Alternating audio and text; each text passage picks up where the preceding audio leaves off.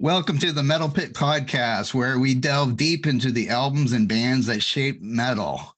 Please visit us on our website at www.themetalpit.org, and you can find us on Facebook and Instagram at The Metal Pit and on YouTube at The Metal Pit 666.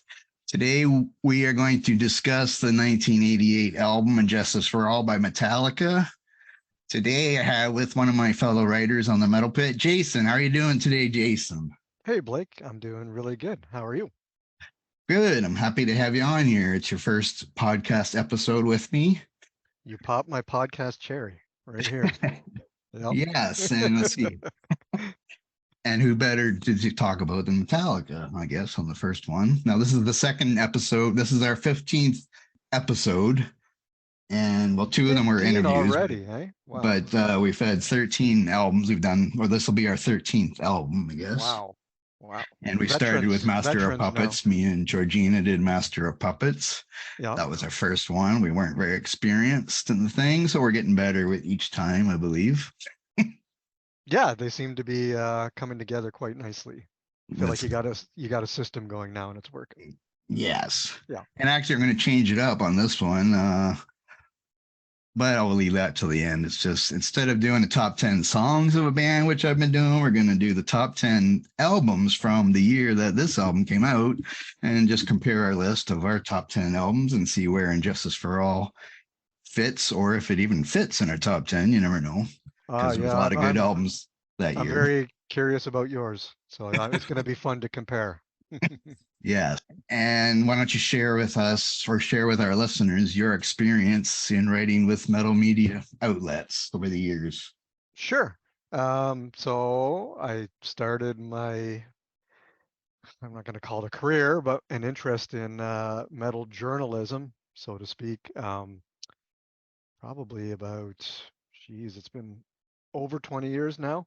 And I started, if anybody knows, Brave Words and Bloody Knuckles, the magazine out of Toronto, which is now bravewords.com, Canada's biggest metal, I guess, magazine at the time, and probably still pretty big on the website there. But yeah, I just wrote one. I was a big fan of Meat magazine back in the day, and then Meat kind of turned into Brave Words and Bloody Knuckles, BW and BK, and just on a whim, I emailed Tim Henderson, Metal Tim Henderson, and asked if he was looking for any writers. And I wasn't experienced at all. I just had an interest in writing and a love for metal. And he said, "Yeah, sure, let's give it a shot." So I actually started writing for the print magazine when it was still available.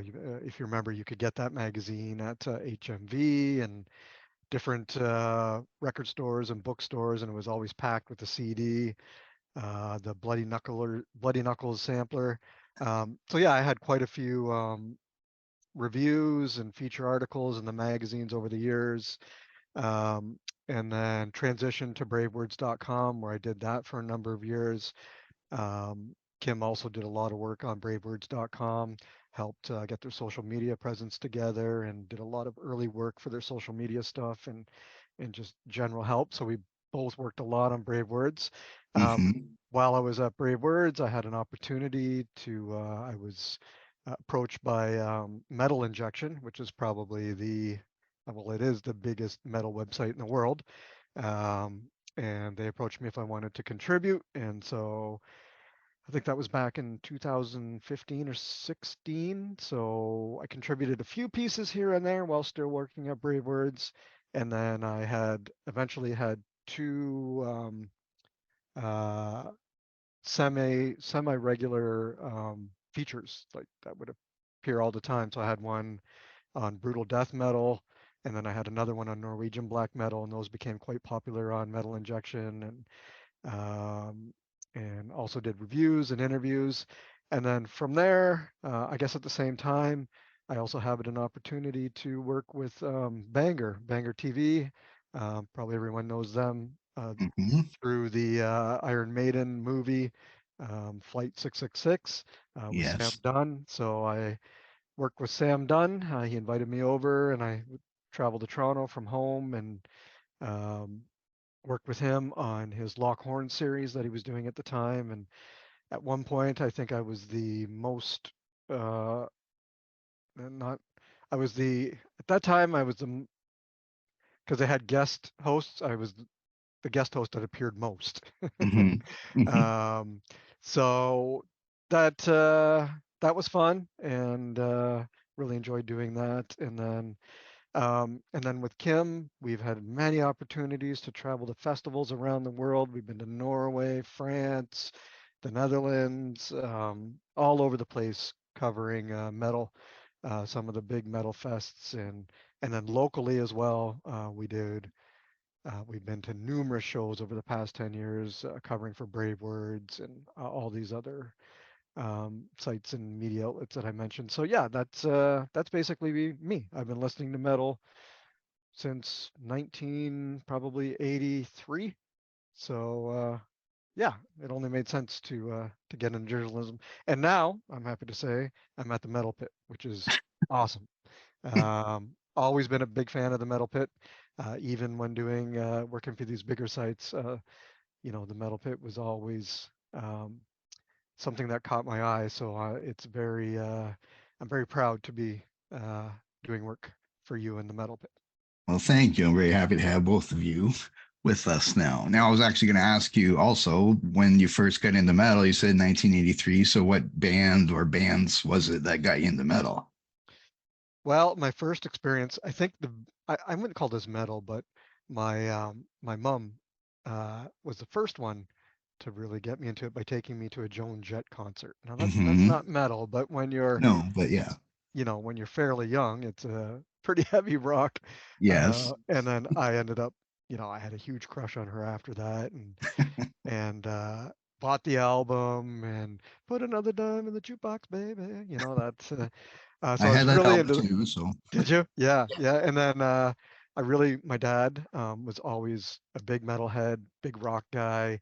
Even when I was super young, I remember going through his album collection and being scared by his vinyl because there'd be Merciful Fate stuff in there, and the original Killers album for Iron Maiden. I had no idea what this stuff. I was far too young. This was the late '80s, or sorry, mhm. late '70s, and just a few short years later, I'd be like, Dad, what is this? What is this? And he would like, you're not quite ready for this. But then he ended up, and when I was 8, ended up taking me to see Motorhead.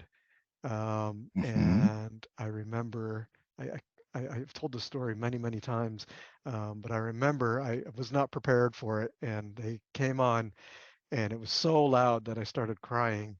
So my little ears were just being destroyed. So my dad just stood there with his hands over my ears, um, and then slowly he would move my hands away, even though I had earplugs at the time. I didn't go in just raw.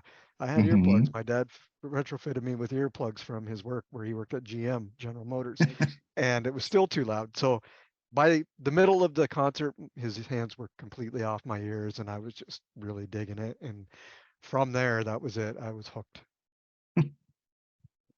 No, I was see, I was like 16 when I started listening to metal, and then probably 18 was my first concert, and that was Iron Maiden. But I'm not gonna, because I've mentioned that in other episodes. So if you want to know how I got into metal, well, Go I'll go check it back out. and listen Yeah, to the Metallica one, the Master of Puppets one. That's probably yeah, into where yeah. it is. I think I would say I didn't become a real like where metal was playing constantly in my life till I was probably, I would say 13 or 14, like when it was just Hmm. when it's just a lifestyle is consumed you. That's probably when that started. Yes, and it's a lot different now, of course, for music and getting into Yeah, music now than it was then. for You had to sure. work harder to Oh listen yeah, to stuff. absolutely. You had to go out and actually find stuff Yeah, and pay for it. and pay for it. Yeah.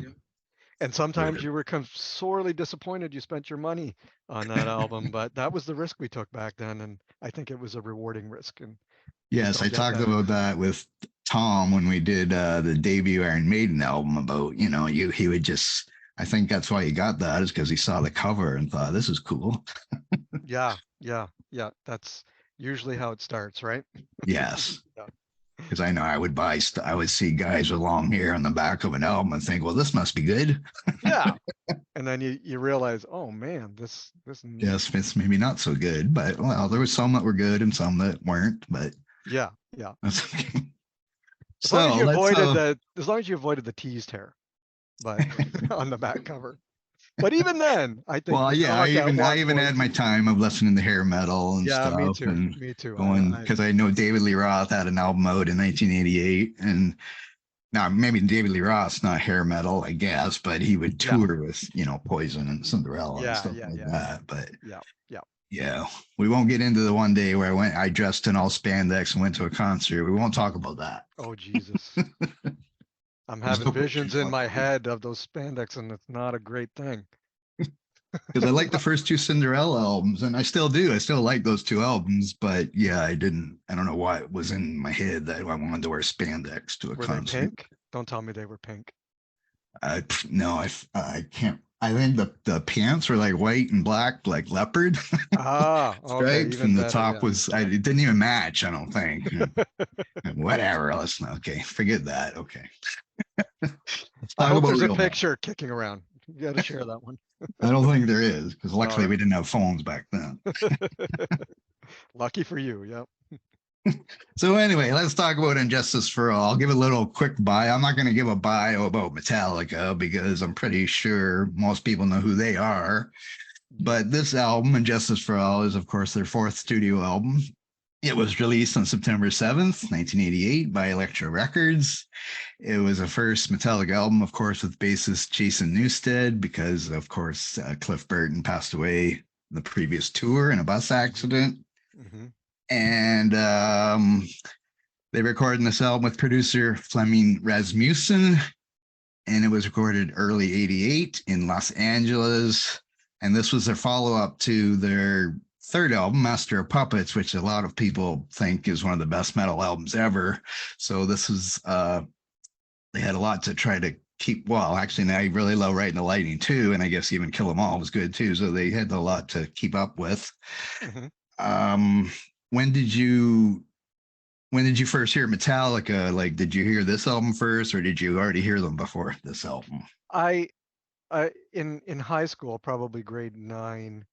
Um, uh, I I think I first heard them in shop class at some point, and it would have been probably Ride the Lightning. And I Mm-hmm. wasn't. It didn't really immediately catch me then. It wasn't something that was on my radar because I was a huge Megadeth fan at the time, and I Mm-hmm. didn't know the drama between Metallica and Megadeth. Like I wasn't, to be honest, I wasn't really familiar with Metallica. I was super into Megadeth though, Mm. and I just hadn't learned about all that drama. I didn't even know. I don't even think I knew Dave Mustaine was in Metallica at the time, or was in Metallica at the point some point. But yeah, my dad was a huge Megadeth fan, and he really got me into Megadeth. And then I discovered Metallica. Like Justice would probably be the first album that I truly fell in love with and Mm. played it like day in, day out for months and months and months, and probably bought the cassette 2 or 3 times because my Walkman chewed it up so much. That's how much I listened to it. And it also probably destroyed a lot of my hearing. It's probably I think I have a lot of hearing problems, and I'm pretty sure it's Justice for All that did that to me. But yeah, Justice would be the one. My my true love of all the Metallica albums. Okay, now again, I'm not going to repeat my story, but I've listened to Metallica since the first album. I heard "Hit the Lights" on a heavy metal radio show, so this will be the fourth album that I purchased or whatever. Hmm.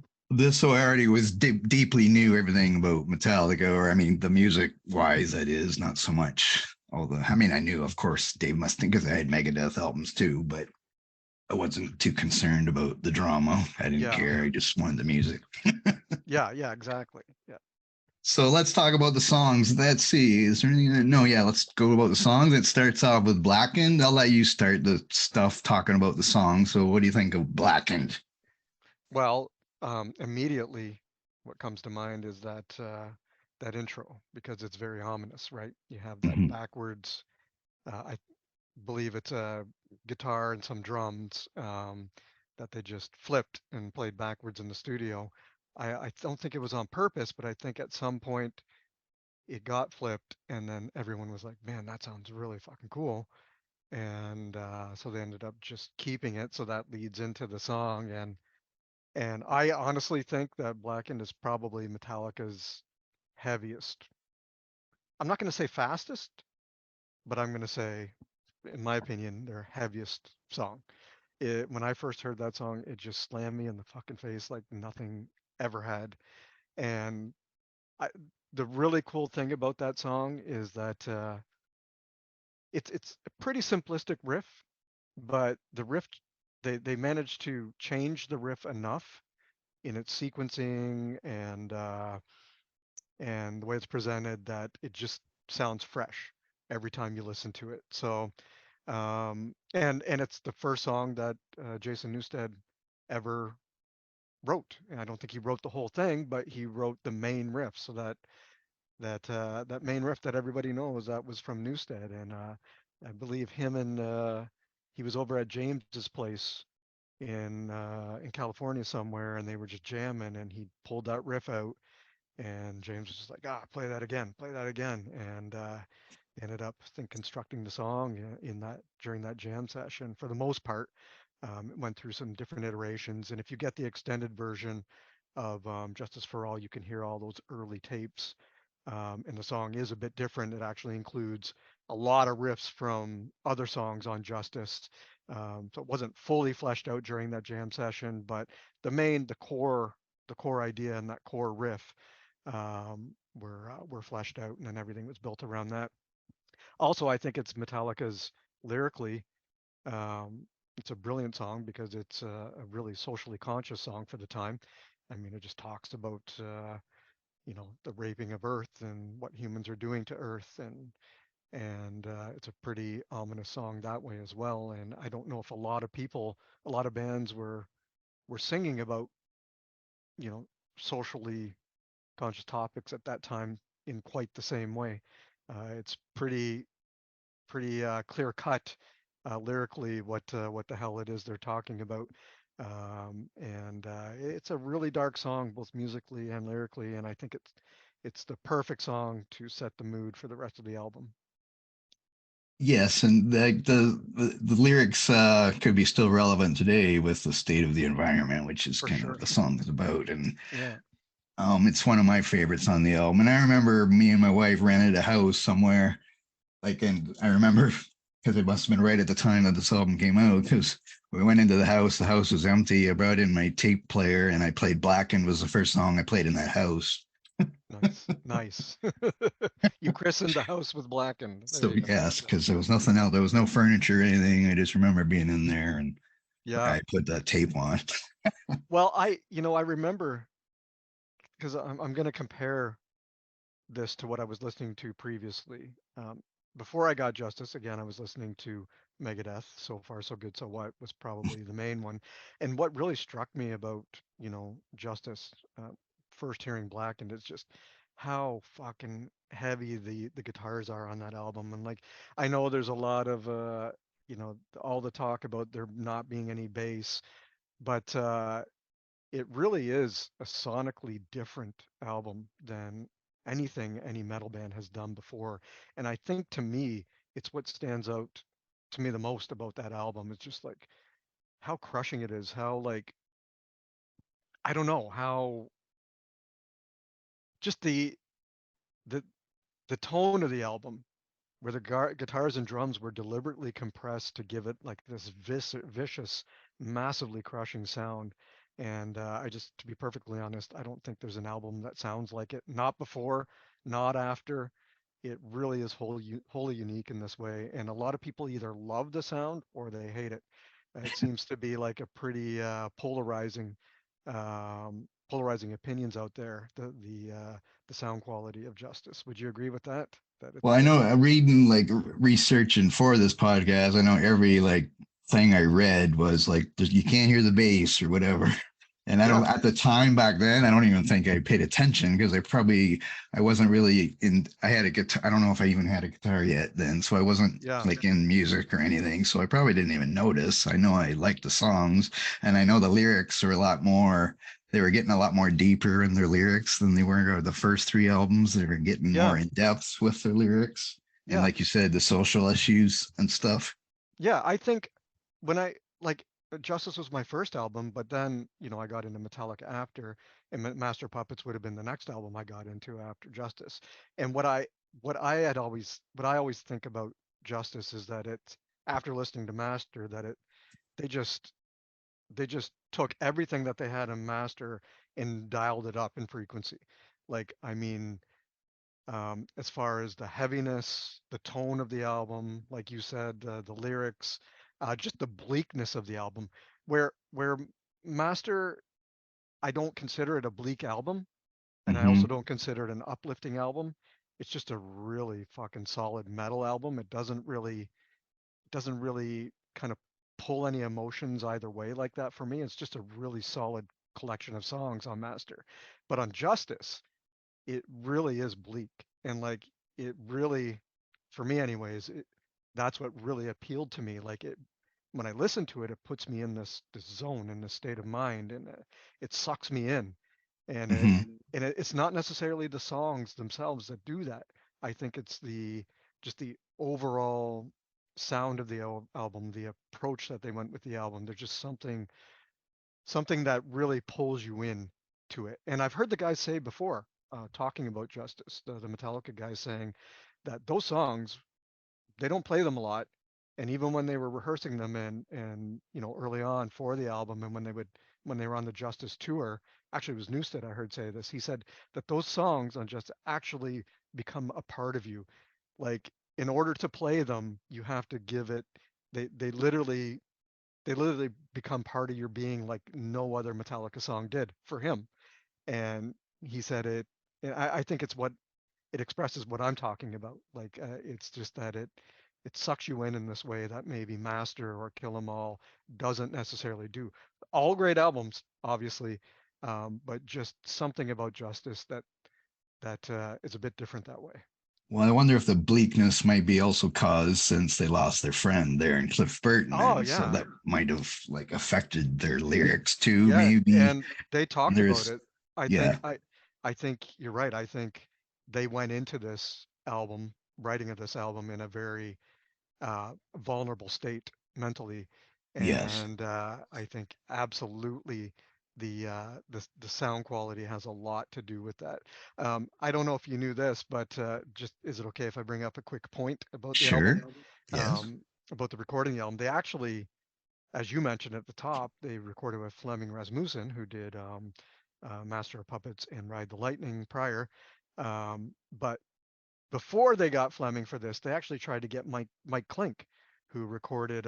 He was a sound engineer, or producer for Guns N' Roses' Appetite for Destruction, because hmm, Lars loved that album. He loved he loved how raw and how much energy there was on that album, and he wanted to kind of get that rawness and energy for Justice. And so they brought him in and they recorded a couple of songs with him, and James was not having it. He was just like, "No, man, this guitar I he didn't even like Guns N' Roses at the time and hated Appetite for Destruction." And so he was kind of against it the whole time, but Lars being Lars had his way. And so they tried it out. And he was like, the tone of the album just sounded like his guitar tone. He was like, "There's no fucking way I'm not on board with this. We're not doing it this way." So yeah, Fleming, they ended up calling Fleming and he was able to do it. So thank God, because, I don't necessarily ever want to hear Justice with the guitar tone of Appetite for Destruction, because it would probably ruin it for me. I'm sure it's on YouTube somewhere. Somebody's probably fucked with it in a way that you could probably hear it like that. But no, it wouldn't have been the same album. yes. And actually, I checked out the set list FM or whatever. So I have some notes about every song you mentioned about them not playing many of these songs live. So that's why I did this. So Blackened has Yeah. been played 526 times live, which is one of the higher ones on the album. Yep. Yeah. but there's a lot of long songs on here, like And if you were to Justice. compare that to Master of Puppets, which has probably been played 20,000 times, right? Like Oh, that just shows. I didn't look that up, but Yeah. well, one is a pretty good one. It's 1,569 times, so a Wow. thousand times more Yeah.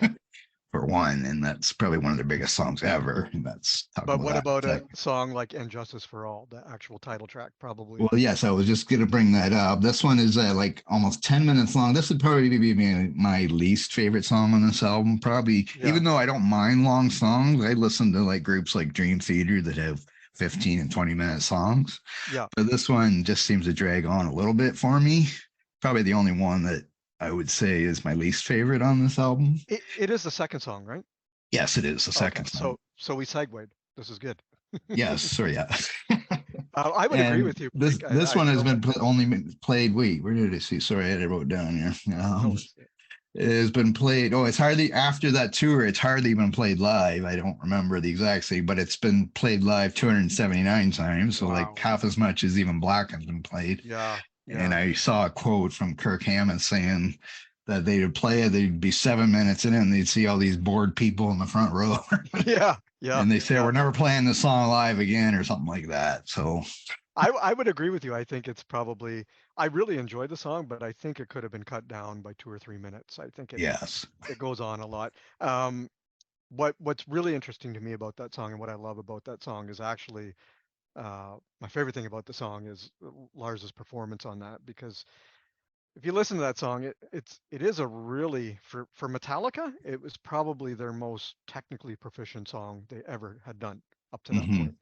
And it really shows in their chops. Like I think a Justice for All in general just shows even from Master of Puppets, it shows how good they became with their chops and their Yes. songwriting. Like they really amped up their technical prowess quite a bit for And Justice for All. Not quite a bit, like tenfold.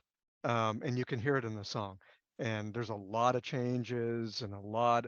I I think, to be perfectly honest, I know in the in the late '80s, I know Metallica was paying attention while they were recording Justice or writing for it at least.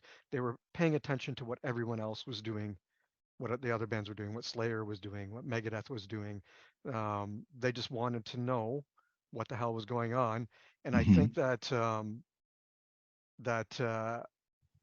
that focus on what other bands were doing led them to want to do something even more technically challenging than Slayer or Megadeth. Or I've heard Lars say, they were really into Satriani and really into, the Shredders at the time, and they wanted to prove that Metallica, could hold their own against all these bands that are faster than them and maybe more technical and they really made an effort to do that. And this is one song where that shines. But yeah, like you said, it drags on quite a bit, and I think it would have been more of a punch at 5 minutes. Right at Yeah. 5 minutes, end it there, and it would have been a great song live. Well, I think since they kind of like they pretty much I don't know, they invented it, but they had like the first thrash album, I guess, there was Kill 'Em All. And then all these bands just came after. And I don't think they wanted to sound like everybody else, right? So they Hmm. tried to improve, and that's why the songs are a little bit longer on this one, even though they do say they don't like that part of it now. But still, Well, here's a question for you though.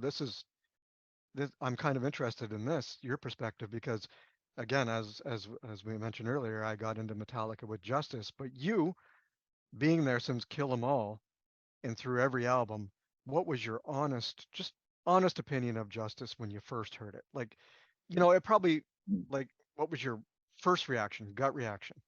well, my first react like now, of course, we're going back to 1988. Yeah. But I remember You didn't I throw it listened out the to it. window? Pardon? You didn't throw it out of the window of the car when No, you no, Okay. no, not at all. No, I loved it. I mean, I played it to death when I first got it too. I mean, but Metallica, like they became like Iron Maiden was the first band that I listened to that really got me into heavy metal. So that would be my favorite band. But then when I heard Kill 'Em All, Metallica kind of became my favorite band.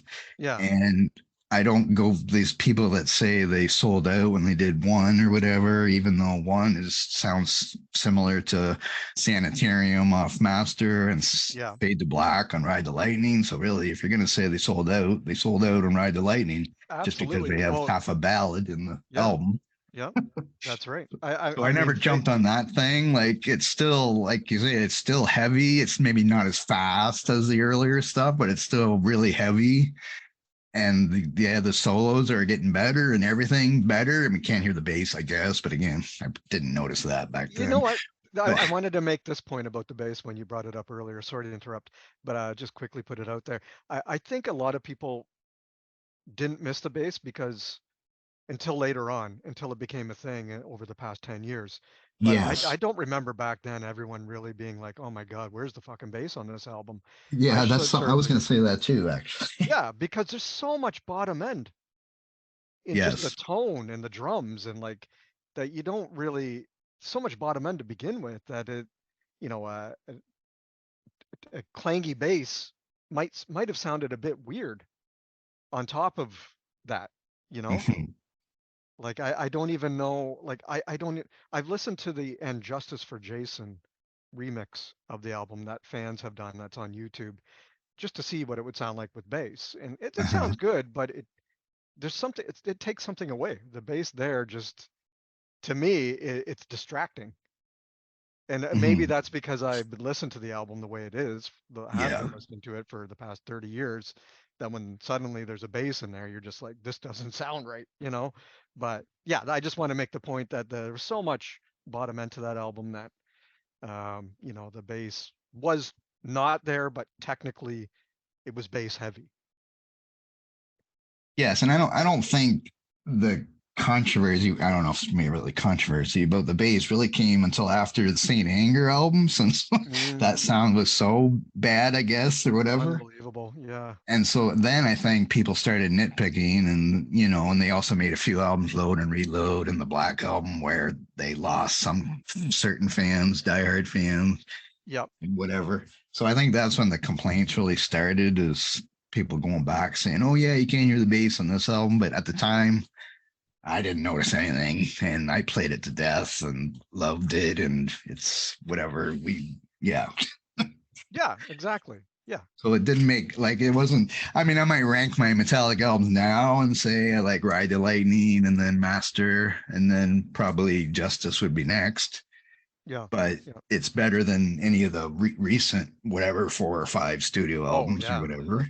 Night and And day. it's probably The better than Kill 'Em All, I think, too. the But reason of I course, asked that's about understandable. They were 19 years old or whatever when they did that album.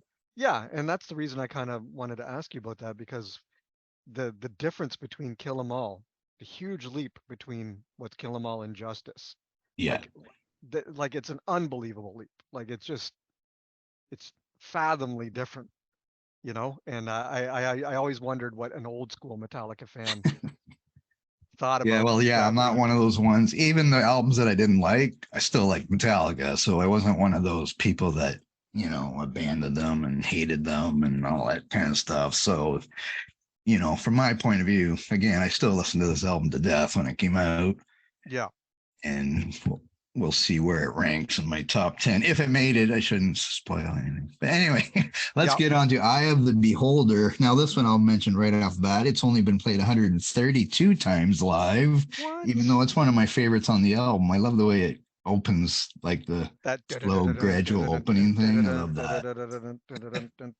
yeah. Yeah, that fade in, that riff is fucking awesome. That riff is iconic. I can't believe it's only played that. Wow, that's a shocking statistic to me. Well, there's even some more shocking ones on later songs, but we'll get to Wow. that. Yeah. But yeah, so what did you like about the song? Well, this is the second single from the album, so it is kind of odd that when the second single you only played 132 times live. I don't understand that, but yeah, I like Yeah. the song. I don't really have a lot written about it, except I know it is one of my favorite ones on the album, actually. Yeah, I What do would you? agree. I think it's I think unlike the song, the title track, it's technical, Mhm. it's catchy, like that opening riff, it just brings you in. there's nothing else really going on other than guitar and drums, and then suddenly they hit that one riff that's I don't know what, it's almost like almost got like a swingy feel to it. It's just really catchy, and it stays that way for quite a while in the song. And then through the middle of the song, it gets a little weird. They go off on some tangents, but it always seems to come back to that main riff. And yeah, I really think it's one of the better songs on the album. And I think it was actually in placed as a third track. It was a really good spot for it. You know, I'm not going to say it's the best Metallica song ever. Hmm. I like the song. I don't dislike the song. You know, it's Hetfield's vocals during the chorus of the song. It sounds like he's really giving her. Like, I think it's one of the songs where he really lets loose. What one thing I don't like about the song, and I don't know if maybe you noticed this, maybe you didn't when listening to it, but there's a slight vocal effect on James's voice in that song for parts of the song. It's almost like he's singing through some superficial vocal order, and it makes it sound a little mechanical. And I think they were just doing that for maybe some sort of extra ambiance in the song. And I think it could have done without that, because they use it, then they take it away, then it comes back, and it sounds a little robotic. But I think it, you know, over time, I've gotten to like that effect more, because I think it adds to what we were talking about earlier, to the kind of the foreboding sound of the album, I guess, for lack of a better term, how depressive the album is. It really Hmm. kind of adds to that. So yeah, it's got some of the heavier rhythms on the song that are on the album. Not too fast, not too slow. Just kind of gets the song done in a mid-paced sort of way. And yeah, I think it's a solid song for a third track. And actually, a note I forgot to mention about playing it live. It says they haven't played it in its entirety since 1989, Wow. but they play it like in a medley sometimes. They'll put part of it in a medley, but yeah, I don't know what they must not like the song. Yeah. Maybe it's because of that vocal thing you're talking about, and they don't want to do that live or something. I don't know. Maybe Well, that's I heard when I was researching for this, I watched an interview, and Kirk said something that interested me. He said that a lot of the songs on this album, um, even when they were playing them live at the time, they would just get lost, because it and it was that it's fine to get lost in a song when you're playing live. It happens out to almost every musician, but usually if you get lost in a song on stage, you can catch up pretty easily. Like, you can be like, you know, a couple one bar later, a couple bars later, jump in and know where you're at. But with the songs in Justice, Kirk was saying, it was really impossible to do that. So if you weren't really paying attention, you got lost, you'd be like, fuck, what's next? Because you would forget, because yeah. there were just so many riffs. Like, it is the Metallica album that is just the one album that's just, it's like they almost try to fit every single riff they can think of into the song and make it work. And you know, for the most part, it did work, but it also is a very, which is also what makes it very uh, technical in nature. So Kirk was saying, I think they don't play them a lot anymore because of stuff like that. Yes. Oh, and I was going to say, isn't "Eye of Beholder"? You mentioned it was the first single on the. Was Breadfan not the? Eye of the Beholder is the second single. And Breadfan was the Oh, the B side. the B side. Yeah, yeah. Yes, I think I did read that. Yes. And interesting note about Breadfan. I really loved that single. I had it. It had really cool artwork. I can't remember what the artwork was, but I remember buying. You know, when you used to buy cassette singles, they'd come in a cardboard sleeve. Hmm. Um, and it had cool artwork, but I had never heard Breadfan before that. But interesting note that Breadfan was actually recorded during the Justice sessions, but with Mike Klink.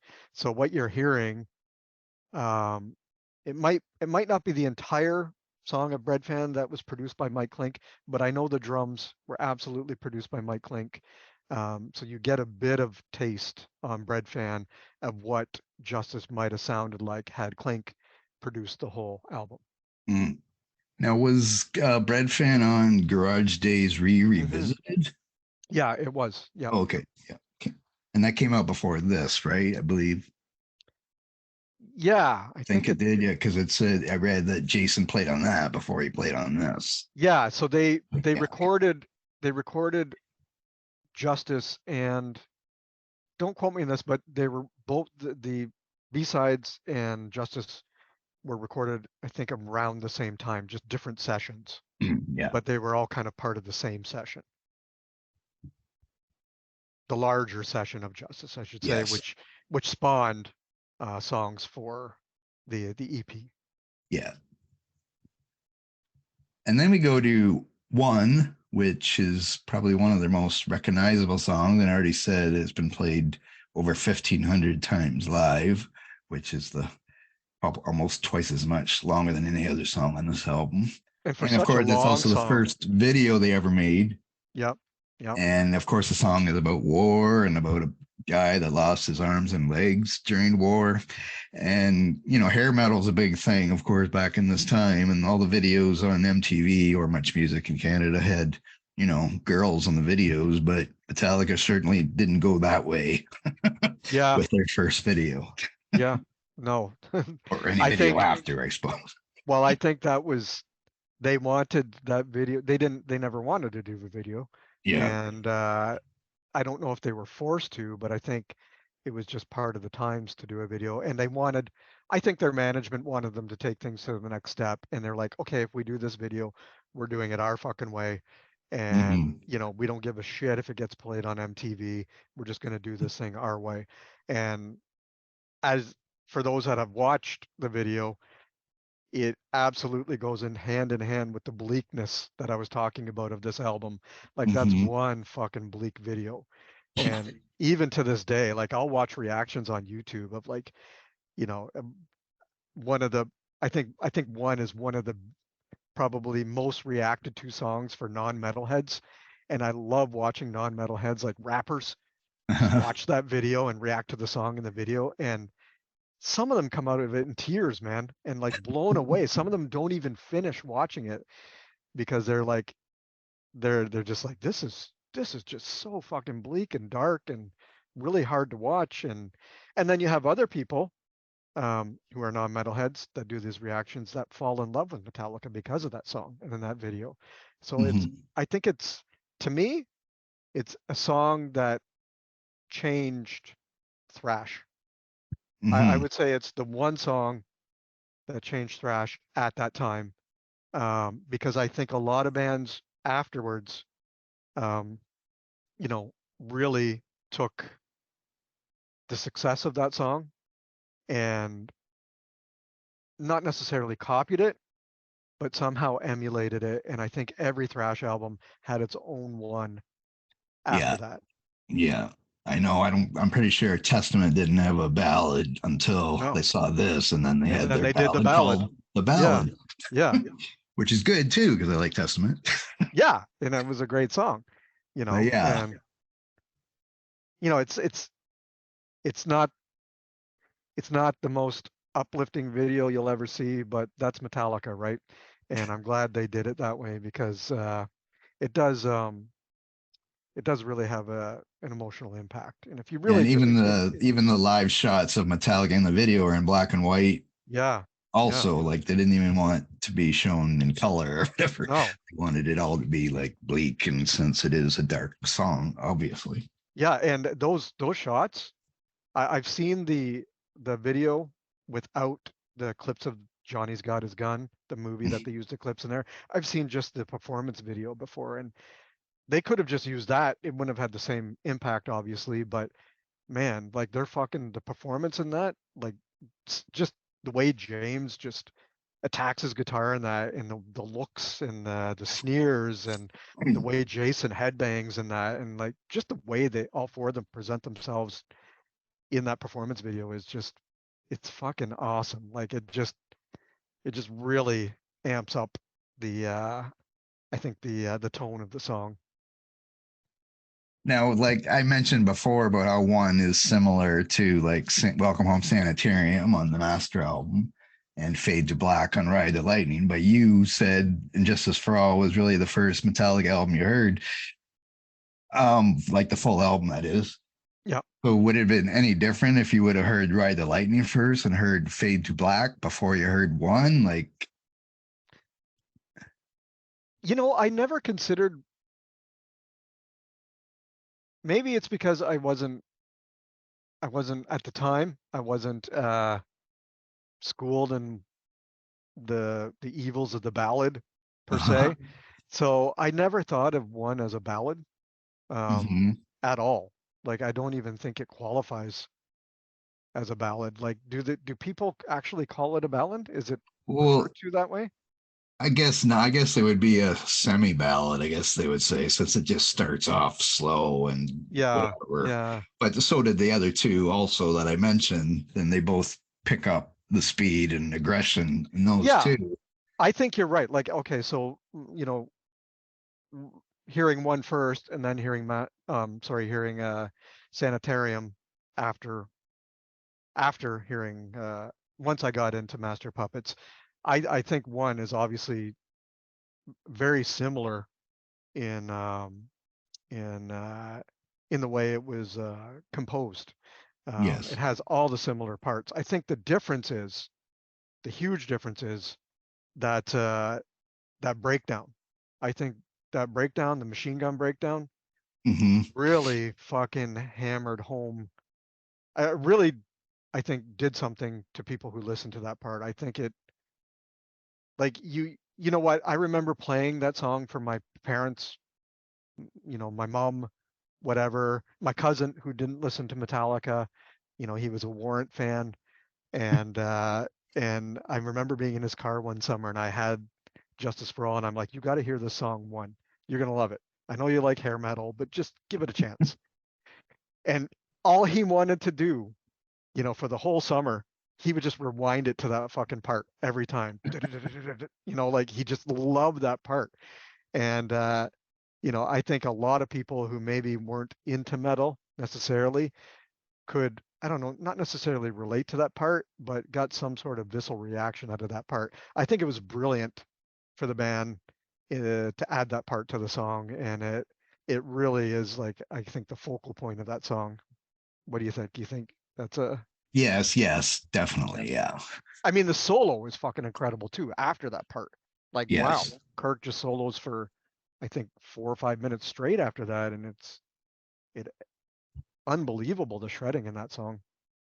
Yes, I wouldn't consider it a ballad, but I think the people that started to, I think it was probably once the Black Album came out and they changed, and then people would go back and say, "Oh, I hate, like, they sold out when they did this song because, they made a Yeah, video," which everybody does, but I you whatever. know They said they would never make a video, and then they did, and whatever. I I guess it's the same way as me. My experience with that would have been like I love Justice. I didn't love the next album, Hmm. and I appreciate the album now, and I can get into the Black Album because I can hear. At the time I was like, "What the fuck is this garbage? What is this shit?"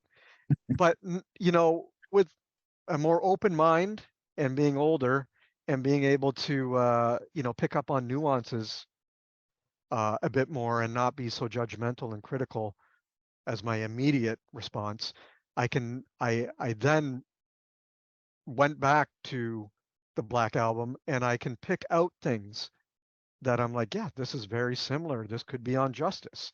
Like there are parts of the Black Album that are very reminiscent of Justice, and Yeah. I don't know if it's again going back to the tone or the bleakness because The Unforgiven is a really fucking bleak song, and I think that's a song that could have worked well even on Justice. If one wasn't there, The Unforgiven might have been. If you think about The Unforgiven with the Injustice for All tone, it Hmm. probably could have slotted in there pretty good. Yeah. And one side, since you were much talked about the Black Album, I was just going to mention. I watched a documentary about horror movies and heavy metal, and Kane Hodder, who played Jason in many of the Friday the 13th, said he used to listen to Enter Sandman before he would go and kill people, and that's funny. I said, "What? Enter Sandman?" Why wouldn't you pick a heavier song than Enter Sandman? Not that I don't Yeah, like Sandman, but that one's a bit too upbeat to I thought he would have said Blackened or whatever. But yeah, anyway, or Dyer's Eve, the most vicious song on yeah. Justice. But